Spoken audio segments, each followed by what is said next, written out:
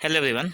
हम लोगों ने पिछले वाले वीडियो में हम लोगों ने देखा था कि जब गुरुजी ने साइकिल का उदाहरण लेकर सभी बच्चों को समझाया था कि उद्यमी कैसे बनते हैं, तो सभी बच्चों ने एक स्वर में जोर से बोल उठे थे, जी हाँ गुरुजी, हम अच्छी तरह से समझ गए। तो यहाँ तक हम लोगों ने हमारे पिछले वीडियो में देखा था। आज देखते हैं इससे आगे। तो जो गुरुजी थे, जो शिक्षक थे, उन्होंने फिर से पूछा, क्या तुम लोग टीवी देखते हो? सभी बच्चे जोर से बोल उठे, देखते हैं गुरुजी।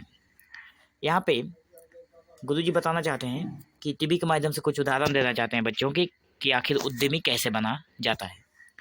कोको कोला कंपनी का एक विज्ञापन तुम लोगों ने जरूर देखा है, जिसमें कहा जाता है कि eat cricket, sleep cricket, dream cricket, drink cricket. यहाँ पे ये जो लाइन लिखा हुआ है क्रिकेट का नाम लेकर, इसमें कहा जाता है कि उद्यमी बनने के लिए चाहत रखने वाले किसी विद्यार्थी अथवा व्यक्ति के लिए यह विज्ञापन अत्यंत महत्वपूर्ण है। जो भी व्यक्ति उद्यमी बनना चाहता है उनके लिए ये विज्ञापन जो है, ये जो एडवर्टाइजमेंट है, वो बहुत महत्वपूर्ण है। खाते पीते सोते खाते सोते उठते बैठते बिना विराम के उद्यमी व्यक्ति को अपना लक्ष्य या सपना सार्थक बनने हेतु लगातार काम करते जाना होगा। उसके साथ उन्हें एक सृजनात्मक मन की आवश्यकता होगी। एक उद्यमी को पग पग पर परिवेश और परिस्थिति के साथ तालमेल बिठाकर अपने कदम आगे बढ़ाने होंगे। यहाँ पे ये सारी बातें जो शिक्षक हैं वो बच्चों को समझा रहे हैं कि चाहे परिस्थिति कैसी भी हो, परिवेश और परिस्थिति कैसी भी हो, उसमें कदम से कदम मिलाकर आगे बढ़ना होगा। जिस प्रकार क्रिकेट खेल में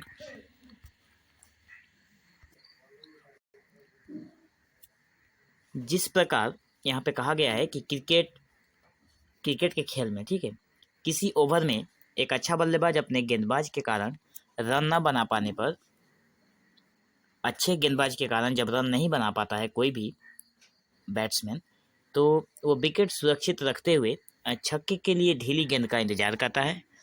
ठीक उसी प्रकार एक उद्यमी व्यक्ति को भी धैर्य और एकाग्रता के साथ अवसर की राह देखते हुए उसके आते ही उसका पूरा सदुपयोग करना होगा। यहाँ उन्होंने क्रिकेट का उदाहरण लेकर बहुत अच्छी बातें कही है कि अपने अवसर का इंतजार करें और अपना जो प्रयास है उसको कभी भी ना छोड़ें, लगातार अपना प्रयास करते रहें। अच्छा, यहाँ पे गुरुजी ने कहा कि तुम लोगों ने इन्फोसिस कंपनी का नाम सुना है क्या? सारे बच्चे जो थे वो एक साथ बोल उठे, सुना है गुरुजी। यहाँ पे इन्फोसिस कंपनी के बारे में बताया गया है कि इन्फोसिस कंपनी के संस्थापक, मतलब कंपनी को जिसने खड़ा किया था, जिसने इस्टेब्लिश किया था, उनका नाम है NR नारायण मूर्ति। ये रहे उनके पिक्चर, ठीक है, ये हैं NR नारायण मूर्ति। इन्होंने भारतवर्ष तथा विश्व के एक सफल उद्यमी या एंटरप्रेन्योर हैं, परंतु उनका जन्म सोने के चम्मच मुंह में लेकर नहीं हुआ था। बहुत बड़ी बात कही गई है कि ये भी एक ऐसे व्यक्ति हैं जिनका जन्म सोने के चम्मच को मुंह में लेकर जन्म नहीं हुआ था। कर्नाटक के एक निम्न मध्यवित्त परिवार में जन्मे थे। बचपन से ही एक उद्यमी बनने की तीव्र चाहत और इच्छा उनमें थी, इसलिए अभियांत्रिकी की शिक्षा समाप्त करके कुछ दिन नौकरी करने के पश्चात उसे छोड़कर उन्होंने सॉफ्ट्रॉनिक्स नामक एक कंपनी की स्थापना की। मतलब ये इंजीनियर बनना चाहते थे। अपनी इंजीनियरिंग की पढ़ाई को समाप्त करने के बाद इन्होंने कुछ दिन नौकरी भी की और उसके बाद इन्होंने सोचा कि ये सब छोड़कर एक सॉफ्ट्रॉनिक नामक एक कंपनी की इन्होंने स्थापना की थी।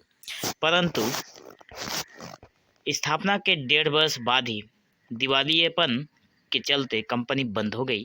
कंपनी के बंद हो जाने के कारण यद्यपि नारायण मूर्ति जी ने पुनः नौकरी ज्वाइन की, पर अंततः आखिरकार नौकरी से इस्तीफा देकर कुछ दोस्तों के साथ मिलकर इस बार इन्फोसिस नामक कंपनी शुरू की। मतलब यहाँ पे यही कहा गया है कि इन्होंने जब नौकरी छोड़ी तो उन्होंने पहले क्या किया, इन्होंने पहले इन्होंने एक कंपनी की स्थापना की थी, सॉफ्ट्रॉनिक्स। ठीक है, जब ये कंपनी बंद हो गई तो इस कंपनी के बंद होने के बाद इन्होंने पुनः से अपना नौकरी ज्वाइन कर लिया। फिर से इन्होंने नौकरी ज्वाइन कर ली। उसके बाद आखिरकार इन्होंने फिर से उस नौकरी को इस्तीफा दिया और अपने दोस्तों के साथ मिलकर एक इन्फोसिस नामक कंपनी की शुरुआत की। इस कंपनी के खोलने के लिए नारायण मूर्ति को उनकी पत्नी ने अपनी बचत में से 10,000 रुपये दिए थे। उनकी पत्नी से 10,000 रुपये लेकर इन्होंने इस कंपनी की शुरुआत की थी।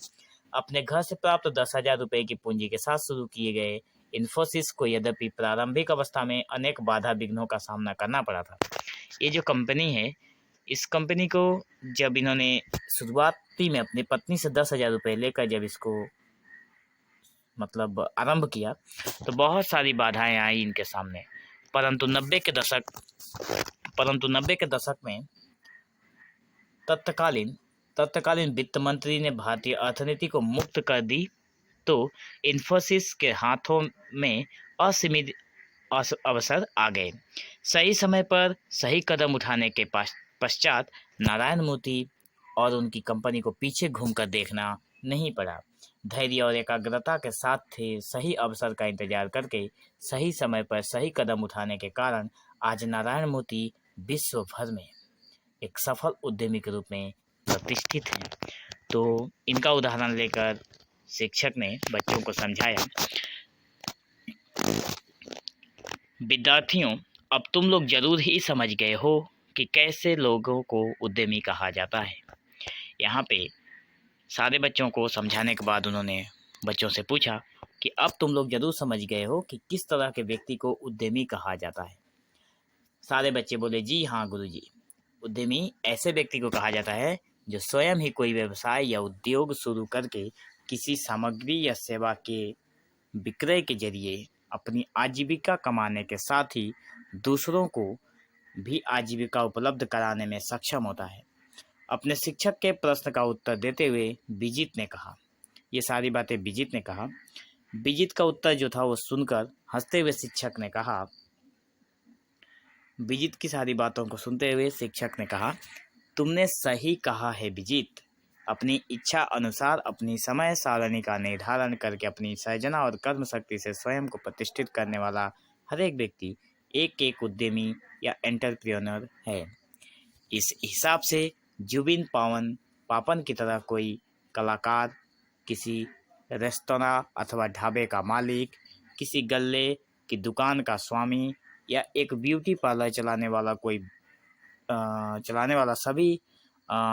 व्यक्ति सभी एक उद्यमी है। मतलब छोटे से छोटे कारोबार या फिर छोटे से छोटे व्यवसाय को लेकर करना या फिर बड़ा से बड़ा कंपनी खड़ा करना, ये सारे के सारे गुण एक उद्यमी व्यक्ति के हैं।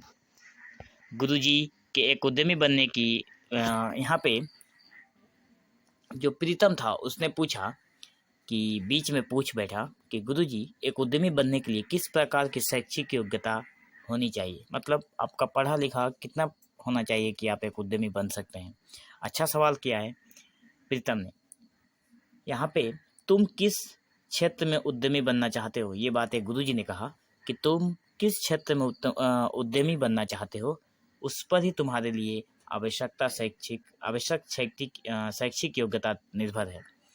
एक ढाबा या गले के दुकान खोलने अथवा साग सब्जियों की एक दुकान खोलकर स्वावलंबी बनने के लिए विशेष किसी शैक्षिक अर्हता की जरूरत नहीं पड़ती, किंतु इन सभी व्यवसायों में भी कामयाब बनने के लिए बुद्धि और साधारण ज्ञान की आवश्यकता होती है। दूसरी ओर एक ब्यूटी पार्लर या एक मोटर, इन्होंने जो टीचर हैं उन्होंने बच्चे को अच्छे से समझाया प्रीतम को कि तुम किस फील्ड में तुम मतलब उद्यमी बनना चाहते हो, वहाँ पे तुम्हें अपने फील्ड के हिसाब से तुम्हें शैक्षिक योग्यता की जरूरत पड़ेगी। आगे कहते हुए उन्होंने कहा कि अगर तुम छोटा कोई व्यवसाय खड़ा करना चाहते हो तो उसमें ज़्यादा शैक्षिक अर्हता मतलब एजुकेशन की ज़रूरत नहीं पड़ती है। दूसरी ओर एक ब्यूटी पार्लर या एक मोटर गैराज अथवा मोबाइल फ़ोन, टीवी मरम्मत करने वाली दुकान खोलने के लिए वैसे कार्यों के कौशल या स्किल अपने पास होना जरूरी है। सिर्फ दूसरों पर निर्भर करके ऐसे व्यवसाय में सफलता प्राप्त नहीं की जा सकती। उन्होंने कहा कि अगर तुम मोबाइल बनाने की एक दुकान खोलना चाहते हो, कोई गैरेज खोलना चाहते हो, कोई टीवी मरम्मत करने वाली दुकान खोलना चाहते हो, तो उसके लिए तुम्हें अपना स्किल होना बहुत ज़रूरी है। तुम्हारे पास इनका नॉलेज होना बहुत ज़रूरी है। किसी दूसरे पर तुम आसीन होकर इसमें सफलता नहीं मिलेगा। ठीक है, तो दोस्तों यहाँ तक हम लोगों ने देख लिया है। आगे हम लोग अपने इसी चैप्टर के अगले वाले वीडियो में हम लोग बाकी चैप्टर को देखेंगे। ठीक है, तो बने रहिए हमारे चैनल के साथ। So thank you for watching this video. Have an awesome day.